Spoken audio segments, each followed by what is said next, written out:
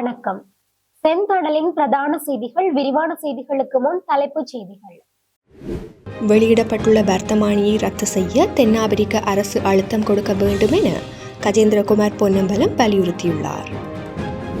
நல்லூர் ஆலய முன்வீதியில் அனுமதியின்றி திறக்கப்பட்ட அசைவ உணவகத்தின் விளம்பர பலகை யாழ்ப்பாணம் மாநகர சபையினரால் அகற்றப்பட்டுள்ளது.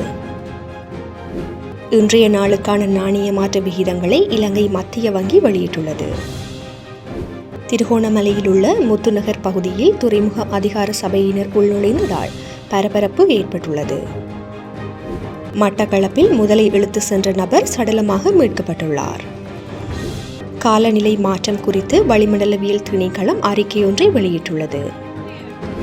இலங்கை மத்திய வங்கி அதன் நிதியியல் கொள்கை நிலைப்பாட்டை மேலும் தளர்த்த முடிவு செய்துள்ளது. இலங்கையில் குற்றச்சம்பவங்கள் அதிகம் நடைபெறும் இரண்டாவது மாகாணமாக தென் மாகாணம் மாறியுள்ளதாக தெரிவிக்கப்படுகிறது.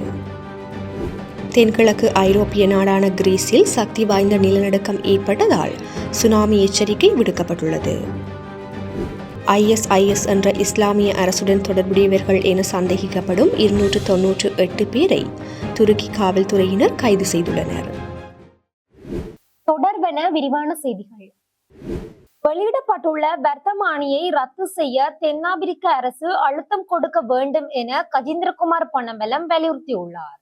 வடக்கில் காணி அபகரிப்பு நோக்கத்திற்காக அரசு வெளியிட்ட வர்த்தமானியை உடன் ரத்து செய்ய தென்னாப்பிரிக்க அரசு அழுத்தம் கொடுக்க வேண்டும் என நாடாளுமன்ற உறுப்பினர் கஜேந்திரகுமார் பொன்னம்பலம் தென்னாப்பிரிக்க தூதுவரிடம் வலியுறுத்தியுள்ளார். குருந்தூர் மலைப்பகுதியில் நீதிக்கு புறம்பாக கைது செய்யப்பட்டு விளக்கமறியலில் வைக்கப்பட்டுள்ள 2 விவசாயிகளும் உடனடியாக விடுவிக்கப்பட உரிய நடவடிக்கைகள் மேற்கொள்ளப்பட வேண்டும். தையிட்டியில் தனியார் காணியில் அமைக்கப்பட்டுள்ள சட்டவிரோத விகாரை அகற்றப்பட்டு காணிகள் உரிமையாளர்களிடம் கையளிக்க உரிய நடவடிக்கை எடுக்கப்பட வேண்டும். தென்னாப்பிரிக்க தூதுவருக்கும் தமிழ் தேசிய பேரவையின் தலைவரும் தமிழ் தேசிய மக்கள் முன்னணியின் தலைவரும் நாடாளுமன்ற உறுப்பினருமான கஜேந்திரகுமார் பொன்னம்பலம் அவர்களுக்கும் இடையில் சந்திப்பு ஒன்று இன்று காலை கொழும்பில் உள்ள தென்னாப்பிரிக்க தூதரகத்தில் நடைபெற்றுள்ளது.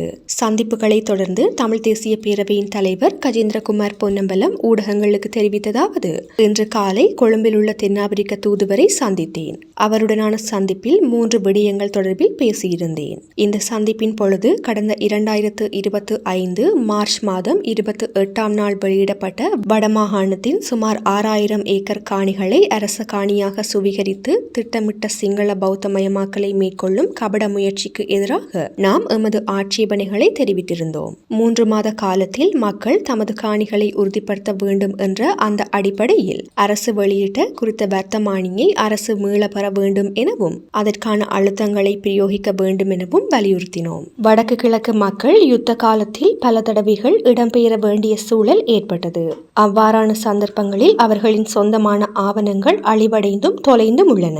அத்துடன் சுனாமி மூலம் எமது மக்கள் சொத்துக்கள் ஆவணங்களை இழந்தார்கள். ஆகவே ஆவணங்கள் மூலம் உறுதிப்படுத்துவது என்பது சாத்தியமற்ற விடயம். அத்துடன் போர் காரணமாக தமிழீழ மக்களின் சனத்தொகை பெருமளவில் புலம்பெயர்ந்துள்ளது. இந்த மக்கள் பயங்கரவாத சட்ட அச்சுறுத்தல் காரணமாகவும் நாட்டினை விட்டு வெளியேறினார்கள்.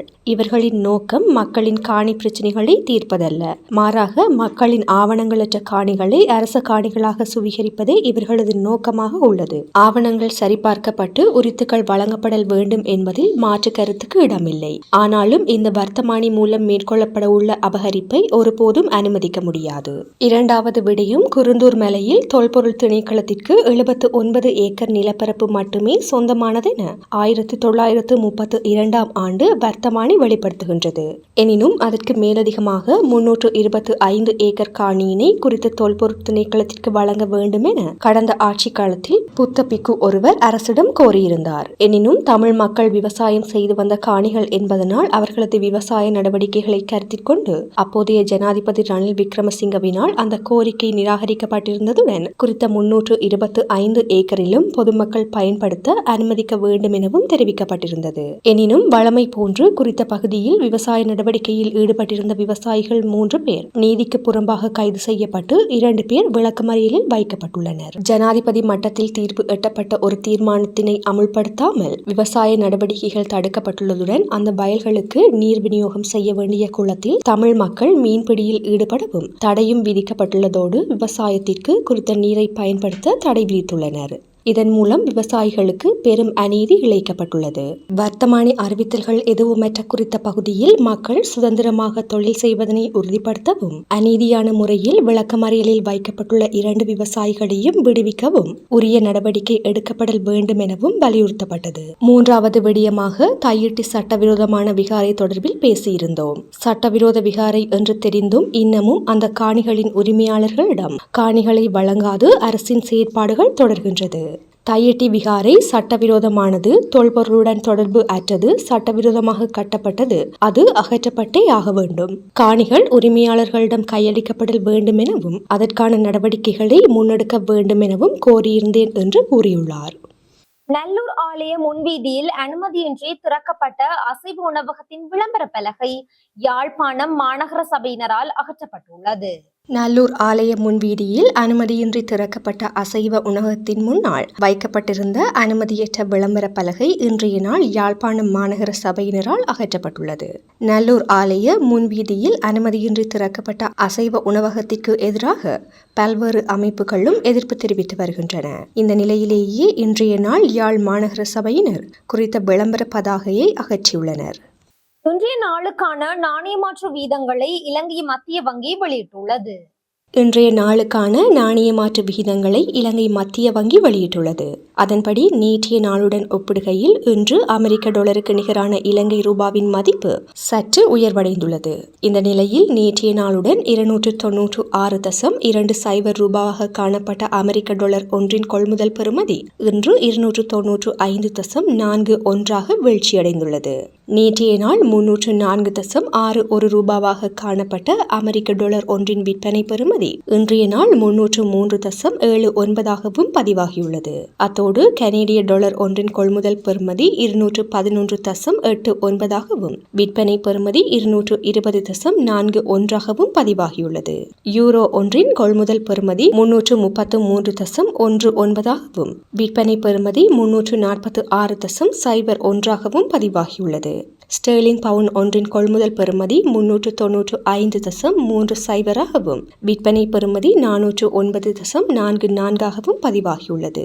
அதேவேளையில் ஆஸ்திரேலிய டாலர் ஒன்றின் கொள்முதல் பெறுமதி 188.10 விற்பனை பெறுமதி 197.85 பதிவாகியுள்ளது. திருகோணமலையில் உள்ள முத்துநகர் பகுதியில் துறைமுக அதிகார சபையினர் உள்நுழைந்ததால் பரபரப்பு ஏற்பட்டுள்ளது. திருகோணமலை பட்டணமும் சூழலும் பிரதேச செயலக பிரிவில் உள்ள முத்துநகர் பகுதியில் துறைமுக அதிகார சபையினர் உள்நுழைந்ததால் பரபரப்பு ஏற்பட்டுள்ளது. குறித்த சம்பவம் இன்றைய நாள் இடம்பெற்றுள்ளது. குறித்த பகுதியில் இன்று காலை மக்கள் காணிகளை கையகப்படுத்த முனைவது தொடர்பில் பல சர்ச்சைகள் எழுந்துள்ளதாக தெரிய வருகிறது.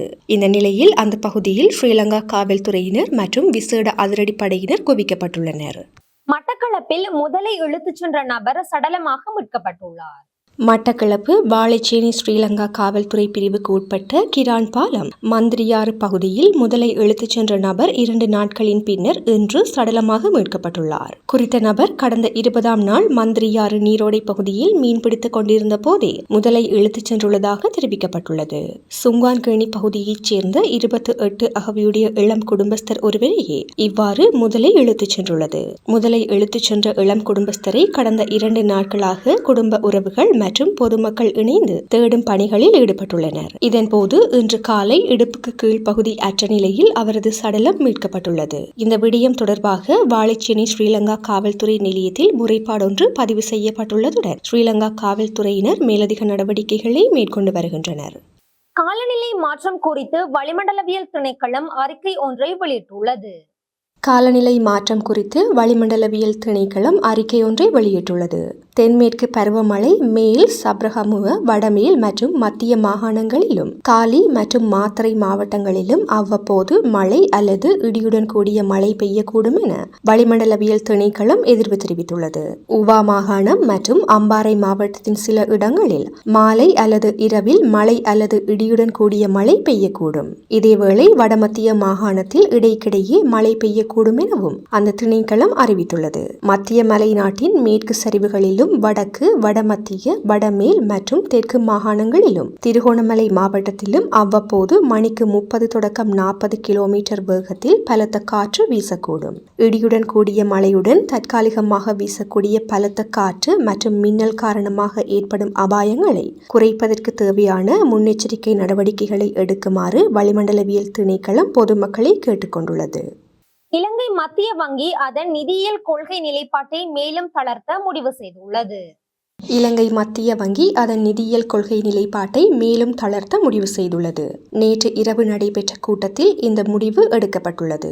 அதன்படி இலங்கை மத்திய வங்கியின் நிதியியல் கொள்கை சபையானது ஓரிரவு கொள்கை வட்டி விகிதத்தை 25 அடிப்படை புள்ளிகள் குறைத்து 7.75% மாற்ற தீர்மானித்துள்ளது.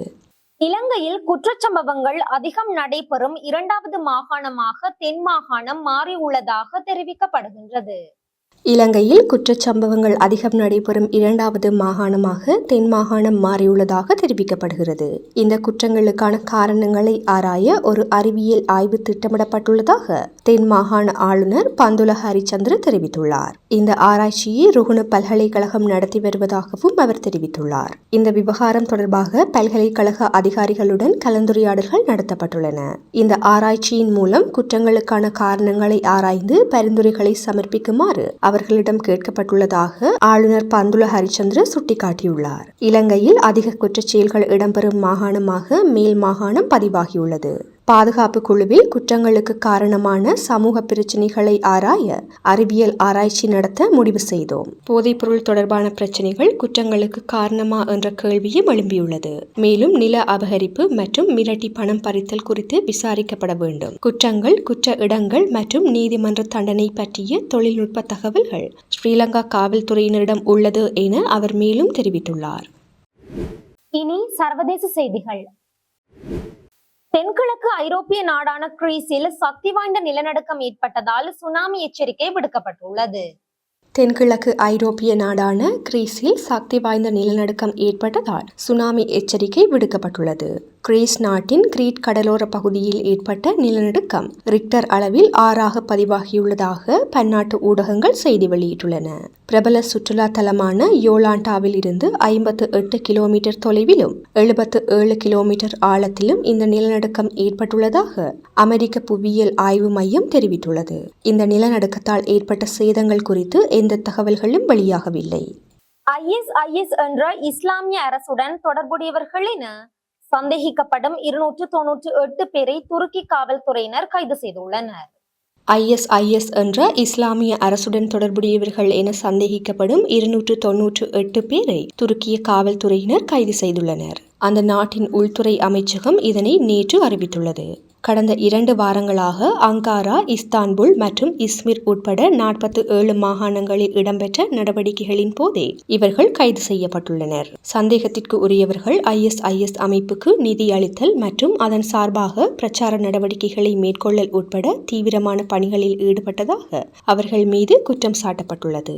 இந்த கைது நடவடிக்கைகளின் போது பல உரிமம் பெறாத கைத்துப்பாக்கிகள் உட்பட பல்வேறு பொருட்கள் பறிமுதல் செய்யப்பட்டுள்ளன. 2013ஆம் ஆண்டில் துருக்கியின் அரசு அதிகாரப்பூர்வமாக ISIS அமைப்பை ஒரு பயங்கரவாத அமைப்பாக அறிவித்தமை குறிப்பிடத்தக்கது. இத்துடன் செய்திகள் நிறைவடைகின்றன. வணக்கம்.